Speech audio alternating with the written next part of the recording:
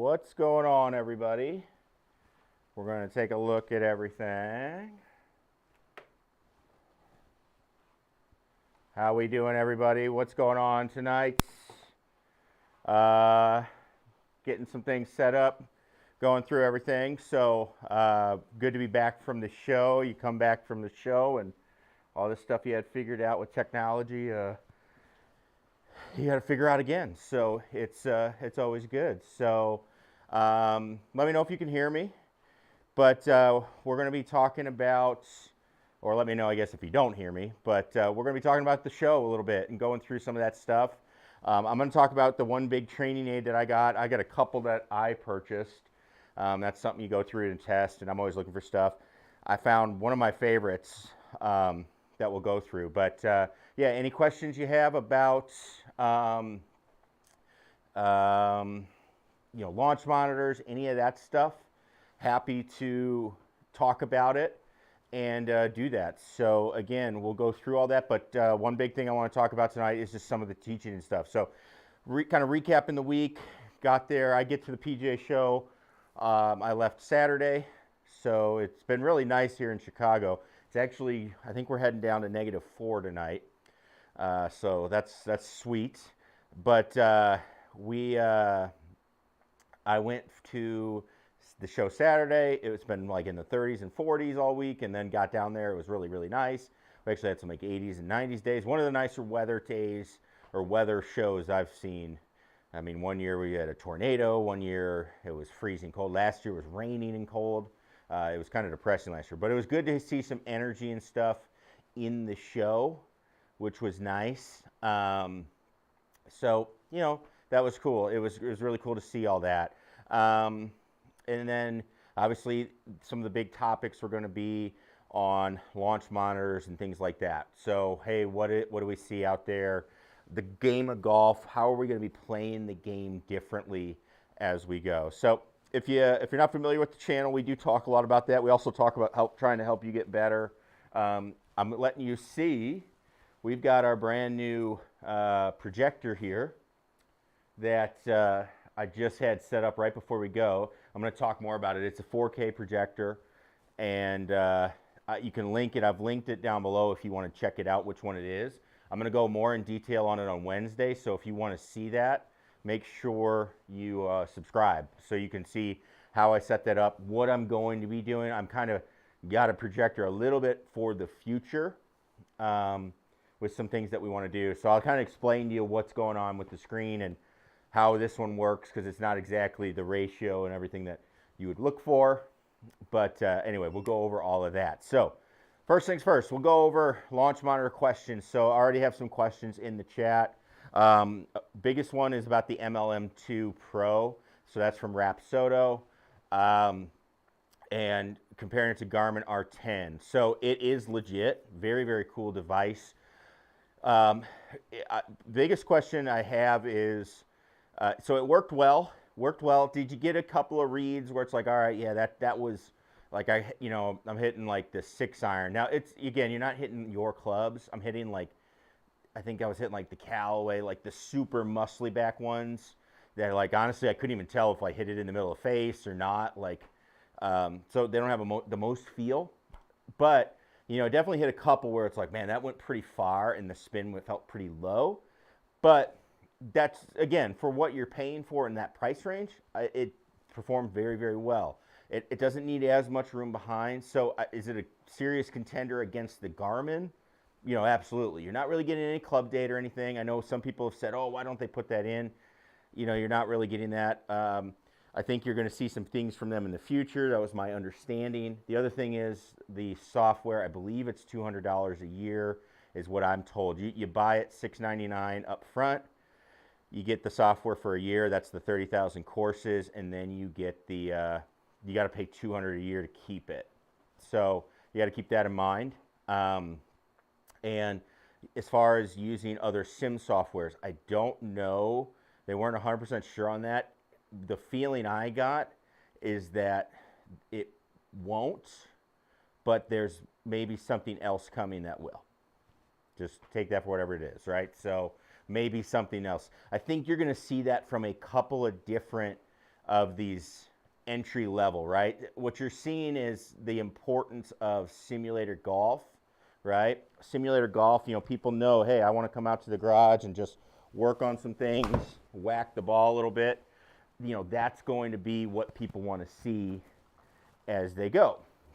And they're trying to make that a lot easier. We got to make golf more accessible as we go. So that was the big takeaway. I think you're going to see something else from some of the other companies. So if you're in that price range, now those are going to be your devices, it sounds like, but they're going to kind of get into that mid-range as far as prices go.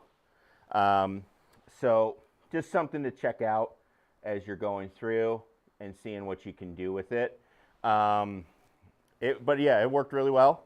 Like I said, if you watch the video on it, had Matt's the guy on the app, because they filmed it. They did a lot with Alaska, who I used to work with, and he helped me learn how to teach and all that, and that's where they filmed all their commercials and stuff. So they got some of the guys from the shop, and Matt's one of them. So yeah, so that was cool. Obviously, FlightScope made some big news. I think the face impact stuff is really legit. Obviously, there's a cost to it, but the cost comes from, your how about it compared to Mevo Plus? I'll get there. The face impact was legit, really good. How's it compared to Mevo Plus?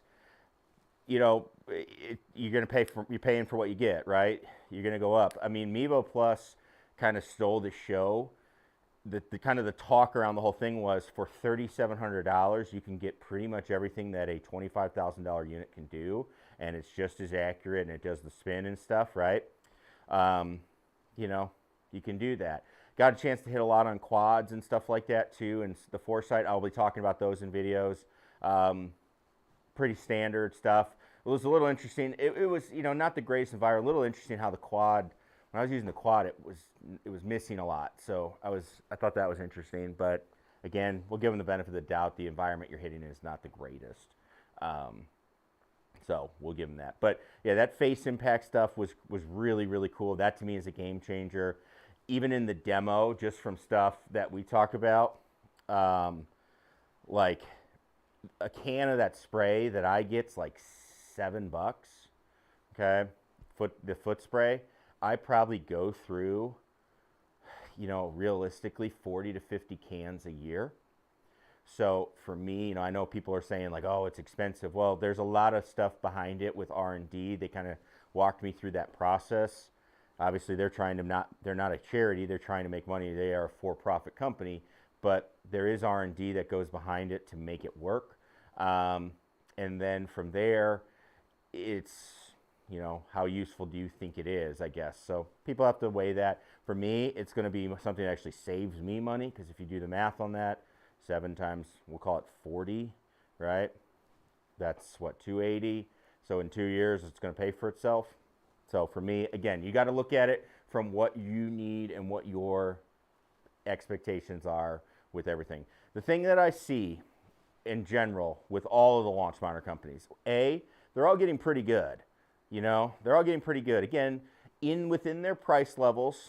If you take a Garmin or you take an MLM, which I would say is that price level, right? $600-700, you're going to get some good data as far as how far you hit the ball. And you might get a little bit of spin axis. But as far as the rest with like club data and all that, you're going to be taking, it's either not going to have it, or it's something you got to take with a grain of salt. That's it as you go. When you get into the other launch monitors, what you're starting to see is what I call like a car dealer.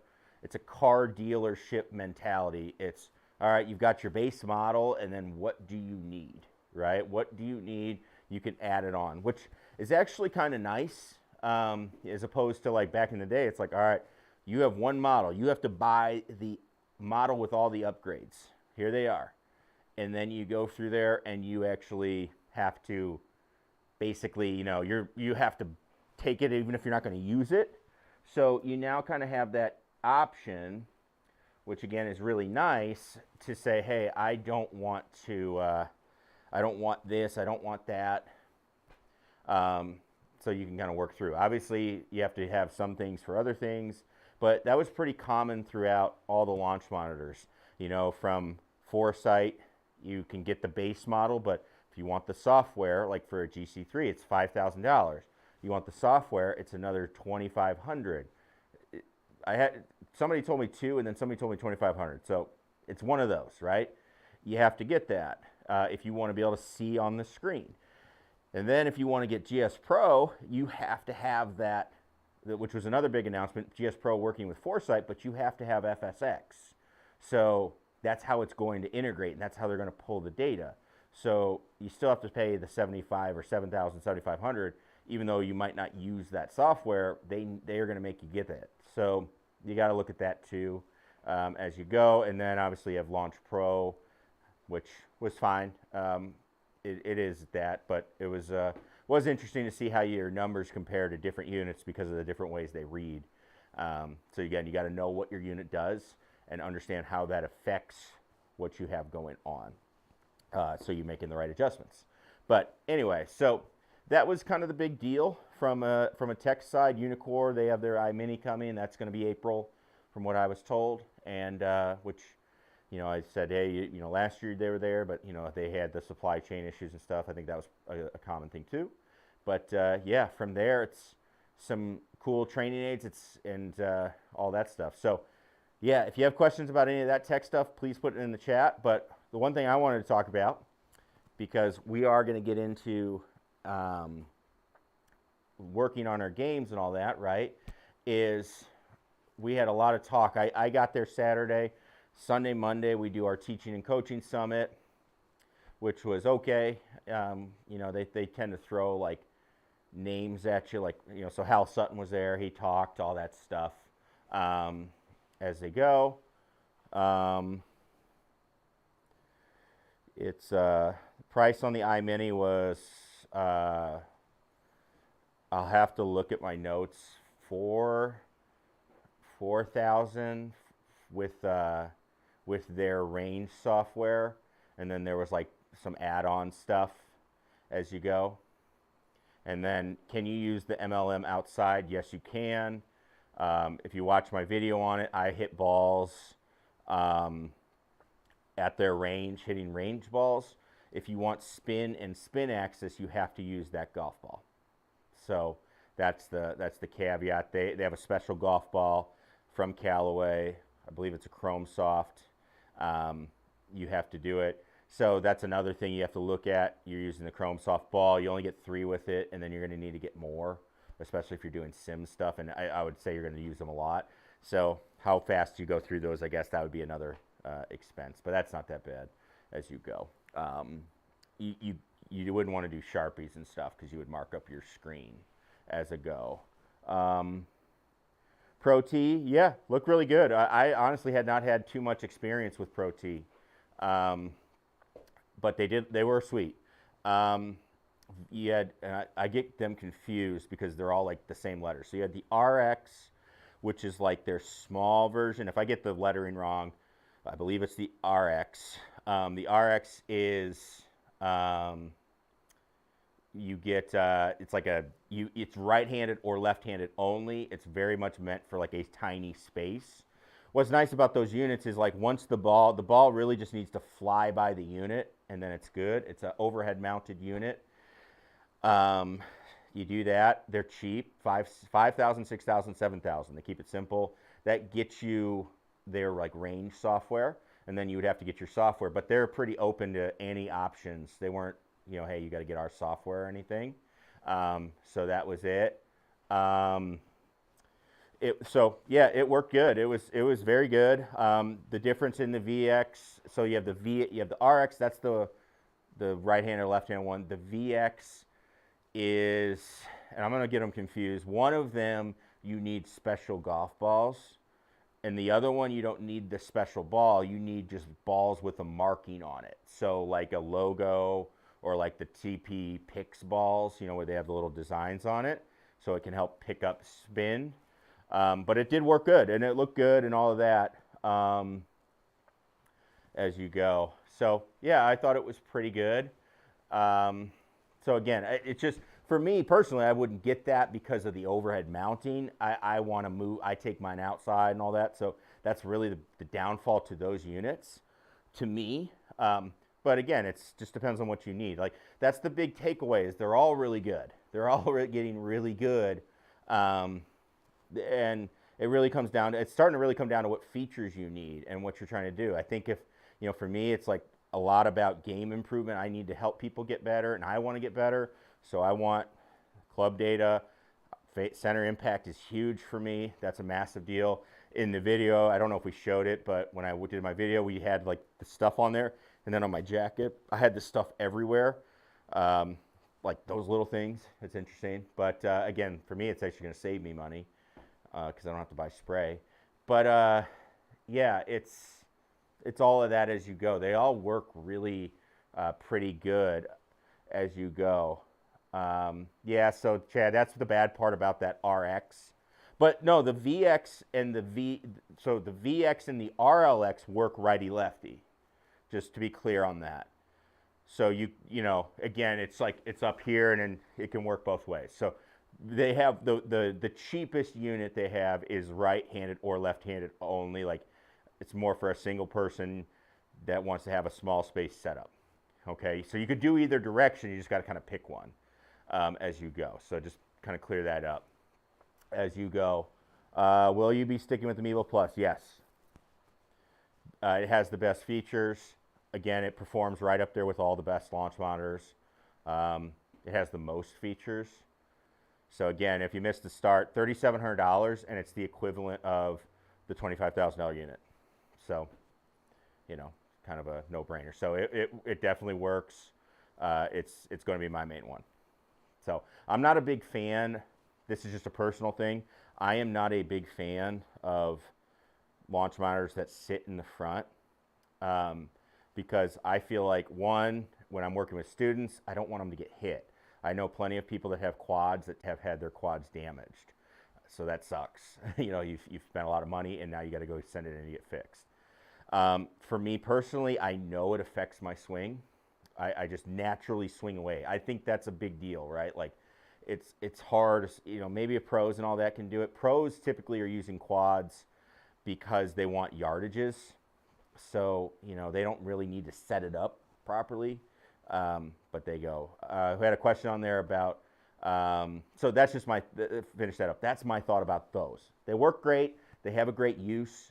They're very good for club fitting and all that, I think. That's their strength, in my opinion.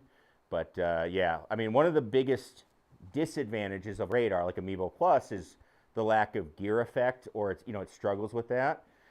They are now working on that to add gear effect because they can do the face impact. So it's going to take probably a little bit to do it, but, I'm excited to see that hopefully come in the future. So that was a direct question I had for them. It is nice when you're at the show with all of these companies, you get to actually talk to the engineers, to the people that actually launched previously. They're pretty good. The biggest thing you have to look at with like GC2 is it has a flash in it. You want to know how much that flash has been used or how old it is, because you'll have to replace it, and they're not. But I don't know how much it would affect the price of it, but it's they're out there, especially as new stuff. I think in technology, you'll wait and then let new stuff. But yeah, there's not a lot of news on that. I'll be very interested to see what happens with SkyTrack. Sometimes you see companies that are first don't survive, right? Like everybody comes in with better ideas and newer ideas and all that stuff. So I don't know. I think that's still a great unit for, hey, I'm on a budget. I don't have a lot of room. That's always going to be the first question, right? Like, hey, do I have a lot of room? If I don't have room, then I have to go with one of these photo units. So, again, they're all great. If I didn't have room, I would be in a photo unit. I'm not opposed to them, but again, I have I have a choice. So based on, I'm a teacher. I teach people righty and lefty. I don't like to move it around. I think it's a little easier to align a radar. That's what I factor in, right? So y'all can do what you want, but that's what I do. And I do think they can make them better. One thing I'll talk about, I'm actually at 7 o'clock tonight, I'm going to have a video with full swing. You'll see it come out. about 15 months ago, I did talk about Full Swing. I didn't actually review the video or the unit in the video because when I did this, it was pretty early on in their existence. I had it with TrackMan and Flight Scope, the Mevo Plus, indoors, and they didn't have an indoor mode. And honestly, it didn't do, it wasn't on the same level. I just felt like it was kind of, my thought was, I'm not going to talk about it because it's not ready. And the big thing was, like, you could tell when you're hitting like 5 shots and 4 of them are going the exact same distance with the exact same spin. Like, the 4 digits are exactly the same. That's just not going to happen. So, something you got to look at as you go through. But they've now updated it. They've done updates. They're all, like you said, they're all getting better, and their unit's really good. It's $5,000, I think $5,000 for that one.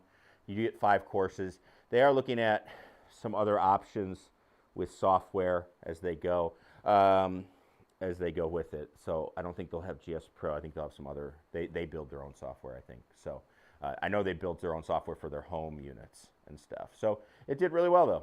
Again, you can see that whole, it's pretty much unedited, except for when you're filming videos, you'd think people would see it, but they just park themselves right in front of your camera.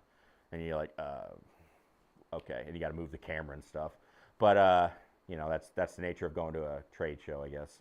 So we had that. E6 Connect, new graphics. I will have a video on that. They're really good. Pretty cool to see. They also have a unit. It's called the Apogee.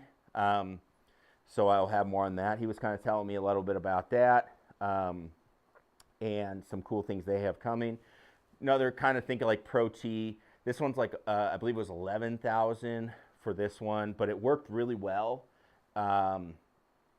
The only requirement was you need, I believe it was 9 or 10 feet, 9 to 10 feet above is what it had to be. But there was no requirement on space. As long as you could swing and the ball could take off, you were good. So that was cool. So they're kind of going with that. I think, I'm wondering if they do that instead of, they'll probably still have their full simulator stuff they build. It looked like they did, but that's another option that they will have.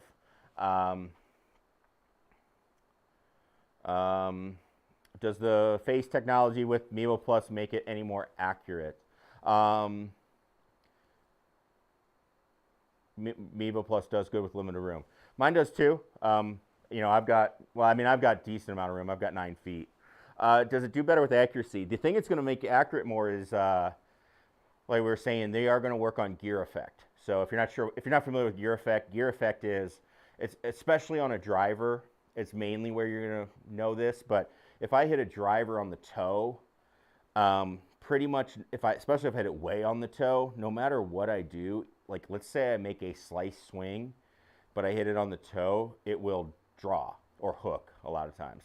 And vice versa, if I hit it on the heel, no matter what I do, it's going to fade. So like that's important because you can make a draw swing, but you get a fade ball flight. Like it's important to know where you're hitting the ball. So I think it's going to be extremely important. I work on that all the time with my students just to educate them on about where are you hitting the ball in the face and how that matters, because it really does. Again, especially with the driver, not only for like your distances and stuff. Now with irons and wedges, what happens more is if I hit it on the toe, it's going to go right. If you hit it on the heel, it goes left. That twists the face. That's what happens. So you got to be careful with that as you go. And the reason for that is the design of the heads. They have what's called roll and bulge in them. So without getting too technical on it, essentially what's happening is you hit the ball and the driver, if you hit it on the toe, what happens is the driver head expands and essentially like wraps around the ball. So that's their way of trying to help you out. So if you hit it slightly off the toe, instead of hitting it right, you get like a draw, which actually I kind of like doing that. If I had a choice, I would hit it a little high of center and a little bit on the toe side. So I'd get a little higher launch, and then that ball kind of knuckles down, so you get a ton of roll. So it's like a tumbly draw type shot. So that's where you can hit the ball really far, especially if some firm conditions. And then, it pays attention to, it makes a difference if you hit it on the bottom of the face. I did that quite a bit, during the week because I haven't been swinging. But I can do that a bit where you get it increases spin to help the ball get in the air instead of just shooting it straight down on the ground. Again, this is within reason. If you completely miss the face, you're not going to do anything. There's nothing going to help you on that. But if you hit it towards the bottom of the club instead of kind of sending it in the ground, it adds spin to try to loft it up, kind of get you ramping up. It kills your distance, but at least you didn't. You're not going to hit it as far as you can. You're going to have a high spin number, but you're going to see that reflected. One thing I'll comment too is spin numbers. I worked with a couple of different manufacturers while I was out there. I'll post it on Instagram, but Ping had this shaft. I worked with Cobra Ping, Titleist. They were there. I did not do Callaway. I hit some of their clubs, but I didn't go see them directly. But we were working on getting my spin number down because I play a Cobra driver currently. If you see my Sunday rounds and stuff, I struggle with too much spin. Like it gets over 3,000 in a hurry, which is bad, for me. And hitting outside on TrackMan, and Flight Scope outside, all of those, right? So we'll say TrackMan because that's what the companies mostly had out there. That's the number. I was seeing that. So I did do some work on that, tried some different shafts and stuff. So that actually made me feel better about the Mevo Plus because I was like, oh man, my driver, I'm getting high spin reads and stuff in GS Pro. But I was actually seeing that outside on TrackMan. So unfortunately, that means it's my fault. It's not the machine's fault. So I got to work on it. So yeah, it was really cool stuff. Again, if you have questions, you can I'll answer them. But the other things we saw was teaching stuff. Again, do a lot of that. Did 2 full days. The Teaching and Coaching Summit, 6:30 in the morning. We meet at the convention center. You go till 5 p.m. both days. Whole lineup of people come in and talk. And so a couple of things that was nice. I've been doing this for a few years, but the industry starting to catch on was we got to play more golf. So that's what's nice about the simulator setups is you can play more golf. It's also the biggest takeaway I took. I didn't, there wasn't too much new. I think to me, for maybe some people there was, but I tend to do a little bit of research and try to stay as ahead of it as I can. The biggest quote I heard was, "Be curious, not judgmental about your game." Right? That's the one that's kind of sticking with me, and I think this is something I try to talk with players about. Which was, and I think your launch monitors and stuff can help with that, is opposed to, hitting shots and getting mad and, just going nuts. It's instead be curious of why that happened and what's going on, right? What factors could have played into a ball doing what it did. And I'm trying to get to that, with especially indoors here, the technology is just getting so good. It's hard to blame the devices, nowadays. So that's something I'm going to take away from it as we go. The other thing I'm going to take away, I got 2 new training aids, that I use. Obviously, when I'm teaching the stuff, I'm looking for stuff. But this one, I'm actually wearing one of them right now. I was going to talk about it because this one's huge. So if you're familiar with the videos, this company, I got introduced to this company. They make the bunker mat, right? It's called Y Golf. So you can check this out in the description. This thing's awesome. And so that got me curious. It's like, hey, what else do they make? Because this is good stuff. So they introduced this training aid. I think it was introduced at the show, but it's called there's 2 of them. It's called the wrist alarm and the arm alarm. So I'll show it to you here. I've actually got the wrist alarm on right now. So they kind of work together. You can buy just the wrist alarm, but I'll show you the arm part in a sec. But this was huge. So what it is, it's this clip. It attaches to your glove. So I've got my Red Rooster glove that I always have over here if you see them, which, by the way, you might want to start stocking up. So there's a code down there. You can get gloves. Keep good gloves on because you're going to learn how to educate your hands here. But what it is it's a magnet. Clips onto this, basically looks like an Apple Watch that's on the bottom. And so all it does, I'm going to try to get it on the mic. If you hear that beep, right? So it beeps when this disconnects. So what does that do? Well, if I'm hitting shots, and let's say I go back and I want to be like what slicers do, okay? I want to be like what slicers do, which is they start opening the club face a lot. So you do that, okay? What happens is they do this, right? They make this move in their swing, which is, hey, I'm going to open up the face. And what will happen is this thing will beep, right? So essentially, you're just trying to, if you hear that beeping, you're trying to make swings without it beeping. Now, there are ways you can actually use it where you don't need to beep, right? You could actually make it where the beep could be a good thing, like on bunker shots is something I think of. But for where I think a lot of people would also see a benefit in this is if I start casting, right? I start going through. So that's a really good device to help you with that. The biggest thing I find in it is you just got to kind of work with it and find where it works. You know, your arm size and stuff's going to matter.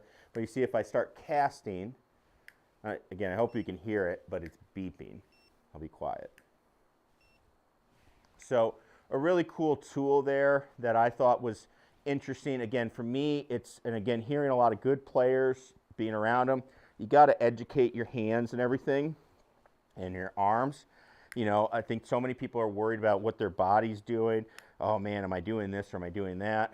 You can't really do that without having the arms. I can make my body move correctly, but I can't, you know, if my arms and hands aren't moving the club properly, I'm not going to hit good shots, right?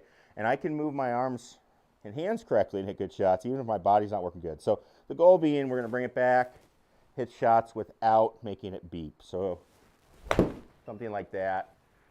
And then it'll beep at the end when you're done, or at least it should.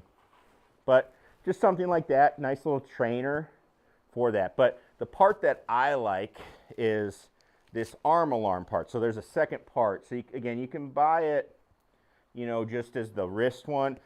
Highly would recommend it. And again, you get a discount on this because we do the bunker mat. It's the same code. But this arm alarm it's just another attachment now to your other wrist. Okay, so just straps in. And again, I've messed with it a little bit already. So I kind of found where, you know, me being, you know, I guess bigger wristed or whatever, I kind of get it up here a little higher. And then what it has is this little string on it that you pull out and you can adjust it and then you can lock it in. So we'll lock that in. I'm going to take off the wrist one because we don't need that one for now. So I just keep a second glove because I've got quite a few gloves for practice and all that where I have that wrist one on. So you can see it, same idea, just have a magnet now for my arms. Same thing, okay? And so one of the big things that people struggle with is having good arm structure. So when I set up here and I get this on, okay, if I go back, I want to make sure I keep the rope and the tether on. If I start doing stuff like this, it's going to beep, okay? I should be able to make it pretty much all the way through to about here in my swing without it beeping, okay?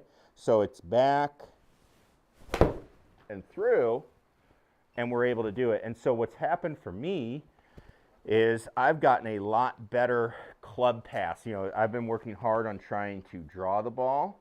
So you can see on there, we've got our club path, right? So 0.3 to the right, that's been really helpful for me as we're going through. As you go. So, question about gear effect. That's mainly indoors because you have to, it's not tracking the ball flight, it's tracking it for like 8 feet, so it's not really getting a good look at, hey, it's going to need some help seeing what that ball is doing, right? They all have algorithms, so that's going to be the big reason as we go. But anyway, back to this, you get this part going. So outside, you're going to be fine. So here we go, arms up. Another thing would be, what I noticed I was doing is if I get steep, which I tend to do, what I noticed when I started using this at first is I was doing something like this, and my arms are getting farther apart, and this would beep, right? So when I'm getting it steep, okay, it would go like this. So again, pretty easy one to use. I love the simplicity of it. It's something that will be regularly used on my lesson tee to educate on how the arms work. So again, what I was doing is when I would transition, I would go like this, and then that club is out as we go, and then it's beeping. So if I work on keeping it together, there we go. So as long as it doesn't beep until after I've hit the ball, we're in good shape. So just gotten much better ball flight, much better club path numbers for a draw, stuff like that. So that's what we've been getting as we go through it. So definitely worth checking it out. You know, again, I know we're spending a lot of money on this technology and stuff, but the technology alone is not going to make you better. You have to have ways to work on stuff. So we will have more with our launch monitor series, what things matter. If you haven't seen those first 3 videos, we're going through the 5 things that you can actually control when you're swing on a launch monitor. So make sure you go through those.